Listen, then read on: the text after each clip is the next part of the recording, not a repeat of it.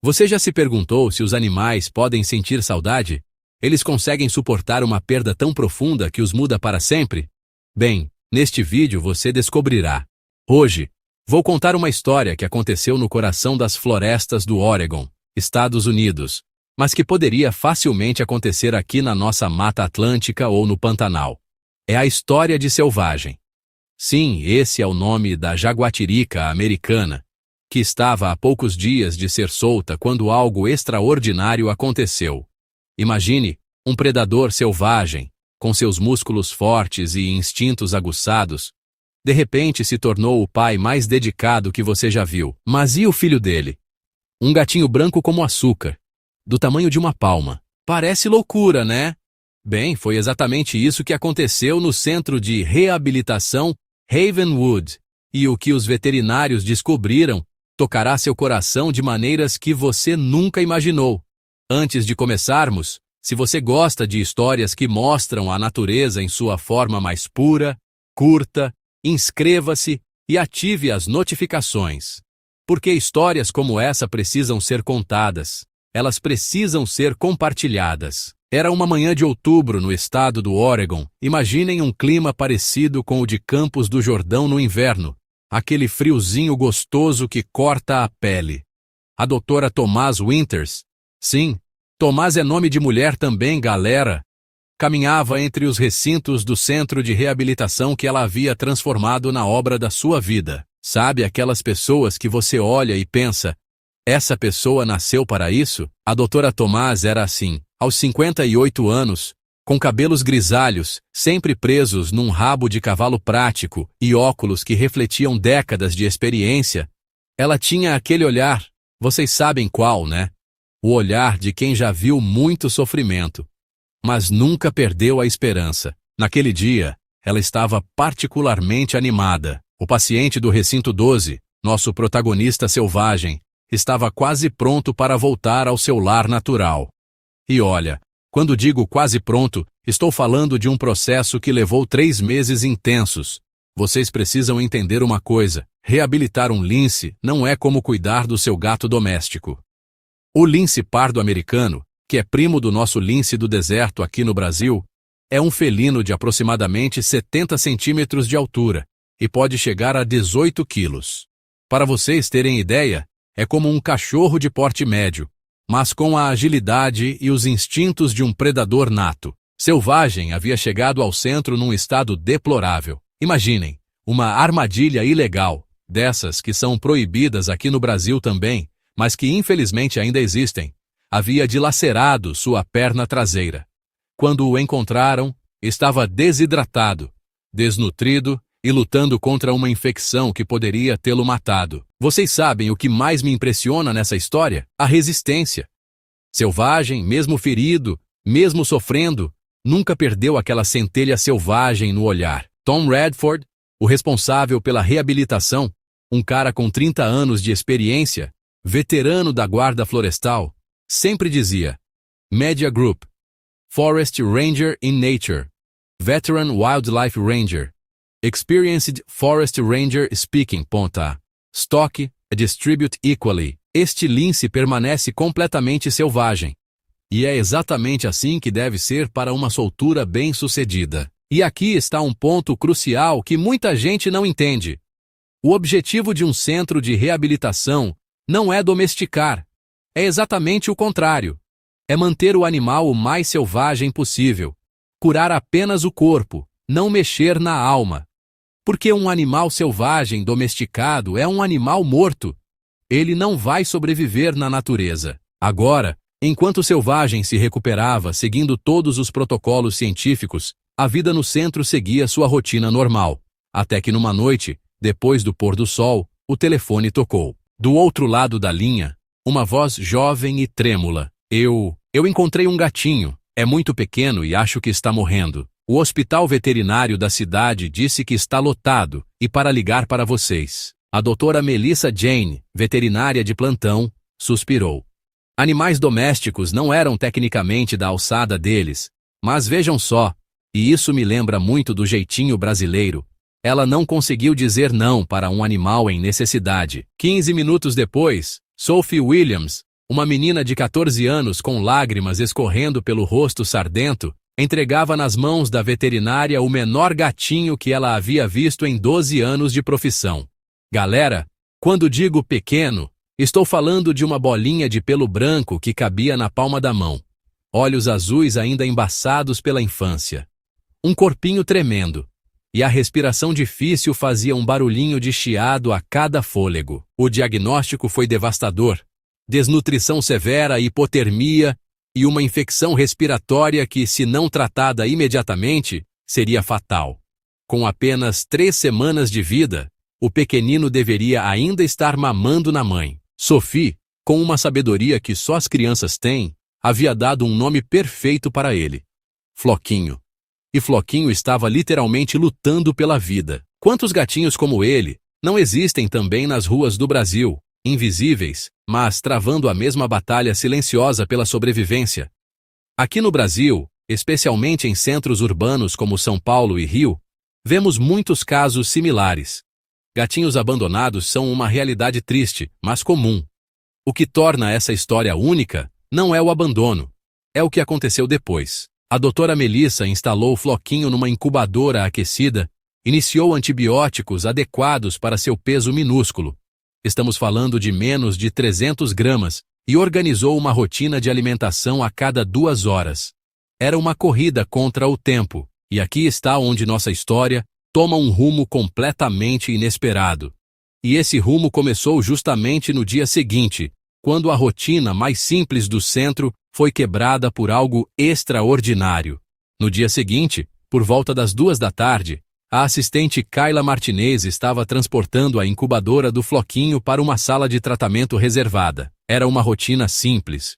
Hora da mamadeira, verificação dos sinais vitais, medicação. Mas quando ela passou pelo recinto do selvagem, gente, o que aconteceu a seguir desafia tudo o que sabemos sobre comportamento animal. O lince, que normalmente ficava alheio a tudo o que acontecia no centro, de repente se levantou como se tivesse levado um choque elétrico. Imaginem a cena. Um predador de 15 quilos, músculos definidos sob a pelagem rajada, se aproximando da grade do recinto com uma intensidade que fez Kayla quase derrubar a incubadora. As narinas dele se dilataram, captando o cheiro do gatinho. E então aconteceu algo que nenhum manual de veterinária explica. Em vez do típico comportamento predatório que vocês esperariam, o corpo rígido, os olhos fixos, aquela quietude mortal que precede o ataque, Selvagem começou a fazer um som suave, quase um ronronado, um tipo de vocalização que os linces reservam apenas para seus próprios filhotes. Pessoal, eu preciso parar aqui e explicar uma coisa. Linces são animais solitários por natureza. Eles só se juntam para acasalar ou quando as fêmeas estão criando filhotes. Machos não demonstram instintos paternais em condições normais. O que o selvagem estava fazendo não tinha explicação científica. A doutora Tomás chegou correndo, sua expressão mudando de irritação por ter a rotina interrompida para completa perplexidade. Tom Redford se juntou a elas, e os 3 observaram algo que nunca haviam visto antes. "Afastem o gatinho", instruiu a doutora, sempre metódica. Quando Kayla se afastou com a incubadora, Selvagem ficou visivelmente agitado, arranhando a grade e vocalizando alto. "Agora aproximem novamente." Quando a incubadora voltou para perto, o lince imediatamente se acalmou, sentando-se diretamente em frente ao vidro, os olhos fixos no pequeno Floquinho. 30 anos cuidando de linces, e Tom nunca havia visto nada parecido. Como ele mesmo disse, linces só demonstram interesse em gatos domésticos como presas. Mas o comportamento do selvagem não era predatório. Era protetor. É como se a dor tivesse ensinado a ele uma forma nova de amar algo que nem sempre esperamos de um animal selvagem, mas que nos lembra da profundidade escondida na natureza. Mas aquela demonstração inesperada seria apenas o início de uma noite que colocaria toda a ciência à prova. Aquela noite, a situação ficou crítica. Apesar dos antibióticos e de todos os cuidados, Floquinho piorou drasticamente. Sua temperatura despencou. A respiração ficou cada vez mais trabalhosa. O corpinho minúsculo lutava contra uma infecção que parecia estar ganhando a batalha. Por volta da meia-noite, a doutora Melissa olhou para a doutora Tomás com aquela expressão que todo profissional da saúde conhece. A expressão que diz: fizemos tudo o que podíamos. Não acho que ele vai aguentar até o amanhecer, disse ela, a voz pesada com o peso da perda iminente. Mas então, algo estranho estava acontecendo. Kayla chegou correndo no escritório, os olhos arregalados. O selvagem não para de chamar.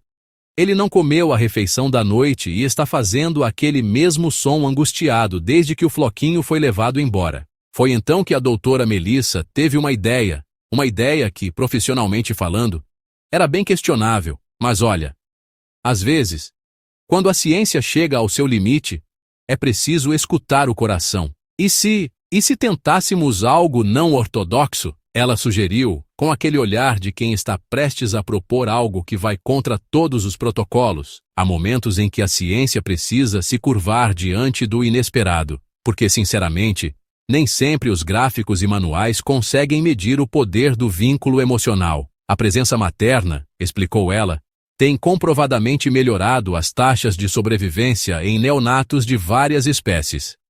Frequência cardíaca, níveis de oxigênio, regulação da temperatura. Tudo melhora com o contato físico apropriado. Melissa, você não pode estar sugerindo, começou a doutora Tomás. Não estou dizendo para colocá-los no mesmo recinto, mas talvez proximidade. E se movêssemos a incubadora do floquinho para perto do recinto do selvagem, em circunstâncias normais, a doutora Tomás teria rejeitado imediatamente uma proposta tão não científica. Mas olha, com um gatinho morrendo e nada mais a perder, ela se viu concordando lentamente, estritamente como medida paliativa, ela disse. E com supervisão constante. O que aconteceu nas próximas 8 horas seria eventualmente documentado no Journal of Wildlife Rehabilitation, como um dos casos mais inusitados na história da publicação. E foi assim que, na madrugada silenciosa, testemunharam algo que até hoje ecoa como um milagre. Com todas as precauções de segurança, a incubadora do floquinho foi posicionada do lado de fora do recinto do selvagem, perto o suficiente para que o lince pudesse ver e cheirar o gatinho, mas com múltiplas barreiras de segurança entre eles. A reação do selvagem foi imediata. Ele se pressionou contra a grade, o mais próximo possível da incubadora, e começou a produzir um ronronado profundo e ressonante que ecoava pelo espaço pequeno. Às 3 da manhã, a respiração do floquinho havia melhorado ligeiramente. Ao amanhecer, sua temperatura se estabilizou, e quando a equipe completa chegou na manhã seguinte, o gatinho estava tomando fórmula na seringa com um vigor que ninguém havia visto antes. É notável, disse a doutora Melissa, revisando os sinais vitais do floquinho. Não posso explicar medicamente, mas sua vontade de viver parece ter se fortalecido durante a noite. Durante todo o dia, eles mantiveram o arranjo inusitado sob monitoramento cuidadoso. O selvagem permaneceu fixado no floquinho, mal tocando na própria comida, sua atenção inabalável. Quando membros da equipe se aproximavam para verificar o gatinho, o lince rosnava baixinho, não agressivamente, mas com um claro aviso. É como se ele tivesse se nomeado guardião, observou Tom. Mas por quê? A doutora Tomás havia estado refletindo sobre essa pergunta desde o dia anterior.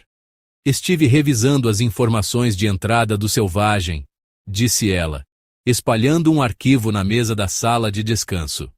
O local onde ele foi encontrado na armadilha. Perdi esse detalhe antes, mas olhem isso. Ela apontou para uma parte do relatório.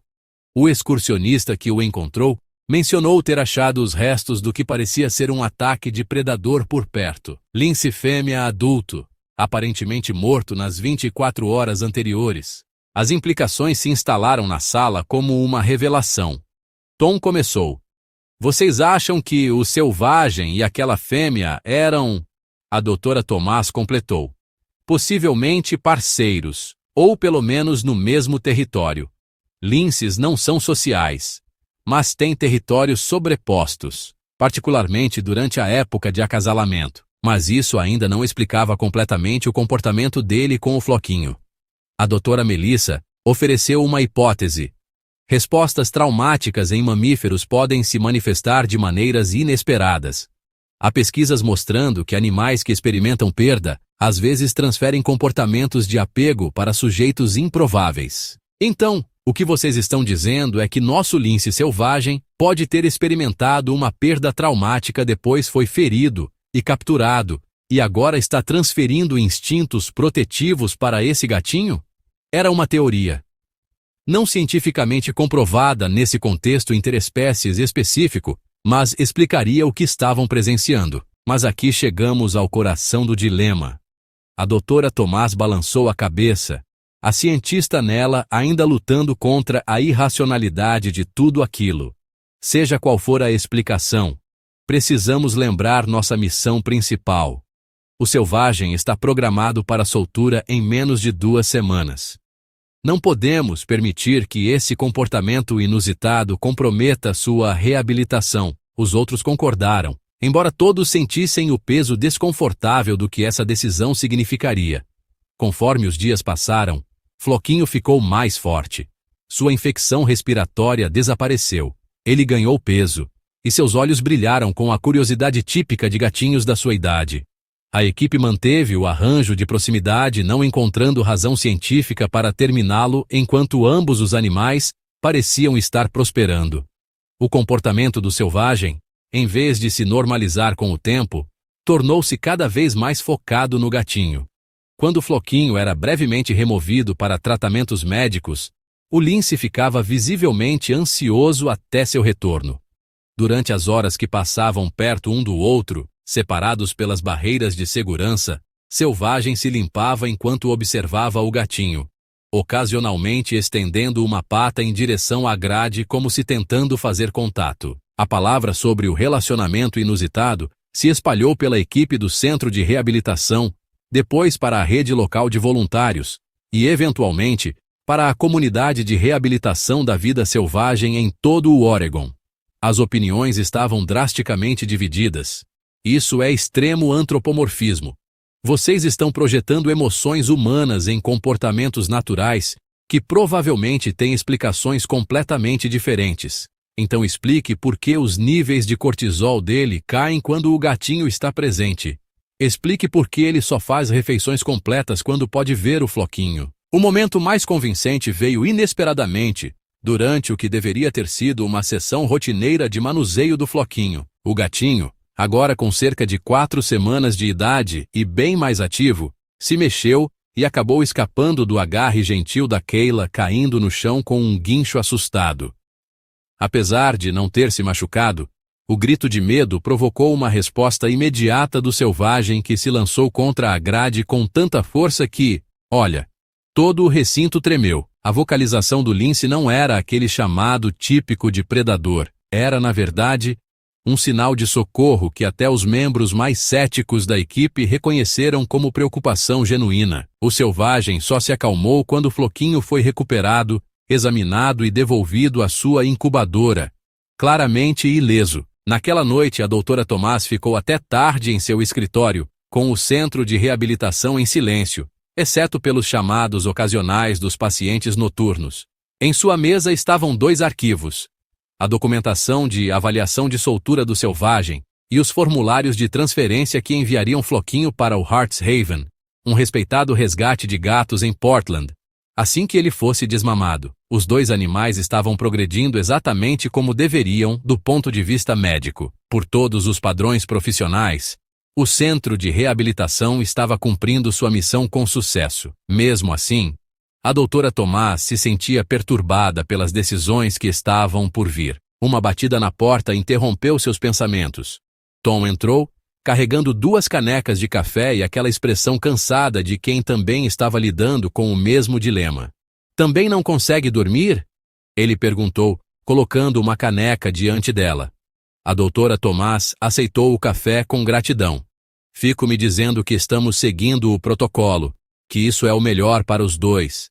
Mas em 30 anos de trabalho com vida selvagem, nunca vi um vínculo como este. cientificamente inexplicável ou não. É real. Tom se acomodou na cadeira do outro lado da mesa. Liguei para o Rafael Martinez hoje. A doutora Tomás ergueu uma sobrancelha. Rafael era um ex-membro da equipe do Havenwood, que agora operava o Wild Heart Rehabilitation Center, um lar permanente para animais selvagens que não podiam ser devolvidos à natureza. Sua instalação está na capacidade máxima, mas ele conhece alguém. Lisa Townsend. Ela tem uma instalação licenciada em 16 hectares nos arredores de Sisters. Especializa-se em casos como este. Casos como o que, exatamente? Perguntou a doutora Tomás, embora suspeitasse que já sabia a resposta. Predadores não liberáveis com circunstâncias especiais. Ela tem as licenças, a experiência e, mais importante, o espaço para manter os dois juntos. O dia da soltura chegou com céus claros e um vento fresco que carregava o aroma de pinheiro através do centro de reabilitação. A caixa de transporte estava pronta ao lado do recinto do selvagem, forrada com palha fresca e equipada com tudo necessário para a jornada até o local de soltura. Uma área remota de floresta protegida onde o lince teria território amplo e presas. A doutora Tomás, Tom, Melissa e Kayla se reuniram para o briefing pré-soltura, revisando o local cuidadosamente selecionado e o plano de monitoramento pós-soltura. A conversa fluiu profissionalmente, cada um deles comprometido com o protocolo que haviam seguido centenas de vezes antes. Ainda que nenhum mencionasse o gatinho branco atualmente sendo cuidado na sala de tratamento, deliberadamente mantido separado das atividades do dia. O plano era direto aplicar no selvagem um sedativo suave, transferi-lo para a caixa de transporte enquanto estivesse calmo e começar a viagem de 2 horas até o local de soltura. No momento que chegassem, ele estaria alerta o suficiente para uma soltura segura. Tom preparou o dardo sedativo enquanto Melissa preparava o equipamento de monitoramento. Kayla se posicionou para ajudar com a transferência. O procedimento começou tranquilamente, com selvagem recebendo o sedativo e gradualmente ficando imóvel o suficiente para manuseio seguro. Conforme a equipe abriu o recinto para movê-lo, no entanto, um som do prédio principal chamou a atenção de todos, o miado distintivo e agudo de um gatinho. Floquinho, apesar de estar numa sala fechada a certa distância, havia começado a miar alto como se de alguma forma soubesse do que estava acontecendo. Selvagem, embora sedado, levantou a cabeça ao som. Suas orelhas se viraram em direção ao barulho. E apesar da medicação em seu sistema, ele tentou se levantar. Ele está lutando contra o sedativo, disse Melissa com preocupação. Precisamos nos mover rapidamente. A equipe trabalhou eficientemente para transferir o lince para a caixa. Mas conforme eles trancaram a porta, seu comportamento se tornou cada vez mais angustiado. Mesmo através da névoa da sedação, Selvagem estava respondendo aos chamados contínuos do Floquinho, arranhando a porta da caixa e vocalizando em resposta. A doutora Tomás observou sua determinação profissional, vacilando conforme a angústia do lince se intensificava em vez de diminuir com o tempo. De acordo com o protocolo, eles deveriam proceder imediatamente com o transporte enquanto o sedativo ainda estava efetivo. No entanto, todo o instinto lhe dizia que isso estava errado. Esperem, ela disse finalmente, sua voz cortando através da tensão. Tom, ligue para a Lisa Townsend. Você está adiando a soltura. Estou considerando todas as opções. A doutora Tomás corrigiu, embora ambos soubessem o que sua decisão significava. Precisamos de uma reavaliação completa. Capítulo 9. A especialista e sua avaliação. Mais tarde, naquela tarde, a equipe do Centro de Reabilitação se reuniu na sala de conferências com Lisa Townsend, que havia dirigido imediatamente de Sisters após receber o chamado. Uma mulher distinta de 60 anos, com pele curtida pelo sol e olhos calmos e avaliativos. Lisa havia passado 40 anos na reabilitação da vida selvagem, sendo os últimos 15 dedicados exclusivamente a predadores permanentemente abrigados. Gostaria de observá-los juntos, disse ela depois de revisar ambos os arquivos, não no mesmo recinto ainda, mas num ambiente de interação controlada. Sob supervisão cuidadosa, a incubadora do floquinho foi mais uma vez colocada perto do recinto do selvagem. O lince, agora completamente recuperado do sedativo, imediatamente se aproximou e retomou sua postura protetiva.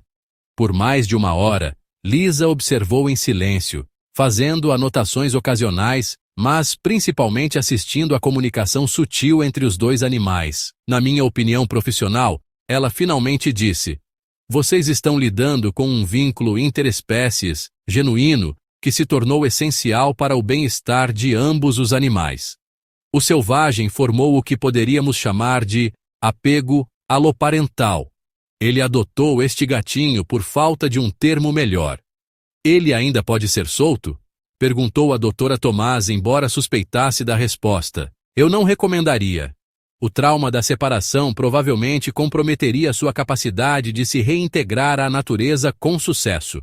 Ele poderia procurar habitações humanas procurando pelo gatinho, recusar-se a estabelecer território adequado, ou falhar em caçar efetivamente devido ao estresse.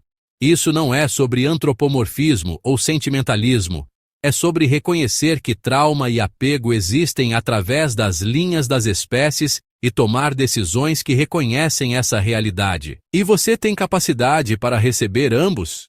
"Tenho", Lisa confirmou. "Minha instalação inclui vários recintos naturais grandes projetados para residentes permanentes. O selvagem teria quase 4.000 metros quadrados de espaço florestal com estruturas para escalar, enriquecimento de caça e abrigo apropriado. E sim, Floquinho poderia permanecer com ele, com acesso separado a espaços internos para suas necessidades domésticas." A transferência para o Wild Heart Rehabilitation Center aconteceu 2 semanas depois, após preparação extensa e a conclusão de todos os requisitos legais. A instalação de Lisa, aninhada nas florestas de Ponderosa Pine, fora de Sisters, oferecia um compromisso entre liberdade selvagem e segurança em cativeiro. Recintos naturais espaçosos que permitiam ao selvagem expressar seus comportamentos inatos, enquanto garantiam sua segurança e proximidade ao floquinho.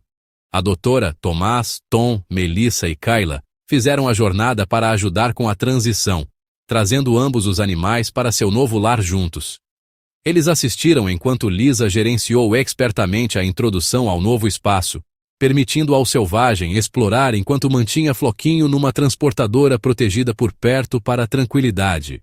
"Vamos devagar com o contato físico completo, embora, dada a história deles, não antecipo problemas." Ao pôr do sol, ambos os animais estavam se estabelecendo bem com o selvagem, tendo inspecionado cada canto de seu novo território, e Floquinho seguramente instalado numa área interna conectada que o lince podia acessar através de um ponto de entrada especializado. Antes da equipe do Ravenwood partir, Lisa os convidou para testemunhar um momento final.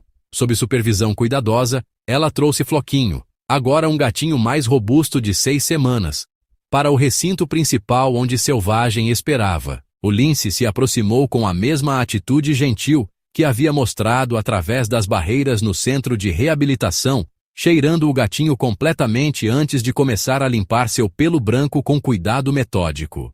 Floquinho, não mostrando medo algum, se enroscou contra o lado do gato muito maior, sua forma minúscula ofuscada pela estrutura poderosa do selvagem.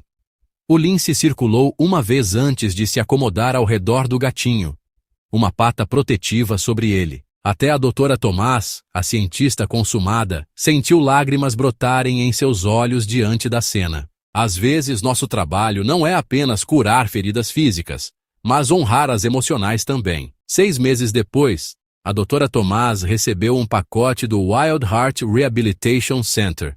Dentro estava um álbum de fotos encadernado e uma carta de Lisa detalhando o progresso do selvagem e Floquinho. As fotos mostravam a dupla em várias situações ao redor de seu recinto, selvagem esticado numa plataforma alta com Floquinho empoleirado ao seu lado.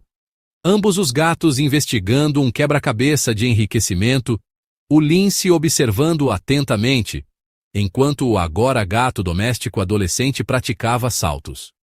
A página final continha um artigo impresso do The Oregonian, intitulado Família Improvável. O lince que adotou um gatinho. A matéria havia trazido atenção nacional para ambos os centros de reabilitação e, mais importante, aumentado a conscientização sobre armadilhas ilegais e seu impacto na vida selvagem. A carta de Lisa descrevia como visitantes do centro de reabilitação invariavelmente ficavam em silêncio ao assistir Selvagem e Floquinho interagirem como a dupla improvável havia se tornado, embaixadores poderosos para a conservação, inspirando doações que financiaram reabilitação para dezenas de outros animais selvagens feridos. Muitas pessoas me perguntam por que o Selvagem escolheu o Floquinho. Cientistas podem apontar para instintos nutritivos deslocados ou mudanças comportamentais induzidas por trauma, mas todos que os assistem juntos eventualmente chegam à mesma conclusão. O que estão testemunhando é amor, puro e simples. Não amor humano, talvez, mas algo igualmente genuíno, uma conexão que transcende as fronteiras que nós humanos tantas vezes tentamos impor no mundo natural. Essa repercussão não ficou apenas no Oregon. Para mim, pesquisando aqui em São Paulo, a história levantou uma reflexão inevitável. Pessoal, enquanto eu terminava de pesquisar essa história aqui do meu escritório em São Paulo, não pude deixar de pensar em quantas vezes nós, como sociedade, subestimamos a capacidade emocional dos animais. Aqui no Brasil, temos exemplos similares espalhados por nossos biomas. No Pantanal, já foram documentados casos de onças que adotaram filhotes órfãos de outras espécies. Na Mata Atlântica, primatas que perderam seus grupos sociais às vezes desenvolvem vínculos improváveis com outros animais. O que a história do Selvagem e Floquinho nos ensina vai muito além de uma curiosidade científica. Ela nos força a repensar o que sabemos sobre consciência animal, sobre a capacidade de amar que existe além das barreiras das espécies. Quando olhamos para os números, e aqui vou trazer dados que chequei, o Centro de Reabilitação Ravenwood conseguiu, após essa história, um aumento de 340% nas doações. Mais de 200 animais selvagens foram salvos com os recursos adicionais gerados pela atenção que Selvagem e Floquinho trouxeram. No Brasil, segundo o IBAMA, 2024, mais de 15 mil animais silvestres são resgatados por ano, vítimas de tráfico, maus tratos ou ferimentos. Centros de reabilitação como o CETAS, Centro de Triagem de Animais Silvestres, operam com recursos limitados, lutando para dar uma segunda chance a esses animais. Imagine quantos selvagens e floquinhos existem por aí, esperando por uma oportunidade de mostrar que o amor não tem fronteiras. Imagine quantas histórias incríveis estão acontecendo neste exato momento nos nossos centros de conservação. A história que vocês acabaram de ouvir não é apenas sobre um lince e um gato. É sobre reconhecer que a natureza é muito mais complexa, muito mais emocional, muito mais humana do que imaginamos. No Wild Heart Rehabilitation Center, sob os pinheiros Ponderosa do Oregon Central, um lince e um gato doméstico continuam sua vida improvável juntos. Selvagem e Tammy, grande e pequeno, unidos por um vínculo que desafia a explicação, mas toca todo o coração com sorte o suficiente para testemunhá-lo. Quando visitantes perguntam a Lisa por que o lince abraça o gato tão frequentemente, se enroscando ao redor dele, limpando-o, mantendo-o por perto, ela sorri e conta a verdade que trouxe lágrimas aos olhos até dos veterinários de vida selvagem mais experientes. Porque às vezes o amor é a medicina mais poderosa de todas. E vocês? O que acham? Já viram algo parecido na natureza? Já presenciaram esses vínculos improváveis que a ciência ainda luta para explicar completamente? Deixem nos comentários suas próprias histórias de amor animal, seja de seus pets, seja de algo que viram na natureza. E se essa história tocou vocês como tocou a mim, compartilhem com alguém que precisa acreditar um pouco mais na capacidade de amor que existe no mundo. Se inscreva no canal para mais histórias que mostram o lado mais puro e surpreendente da natureza. Ativa as notificações para não perder nenhum episódio. E lembra, toda vez que você compartilha uma história como essa, você está espalhando um pouco mais de consciência sobre a importância de protegermos nossa fauna. Até a próxima, pessoal. E lembrem-se, o amor não conhece fronteiras, nem mesmo as que separaram as espécies.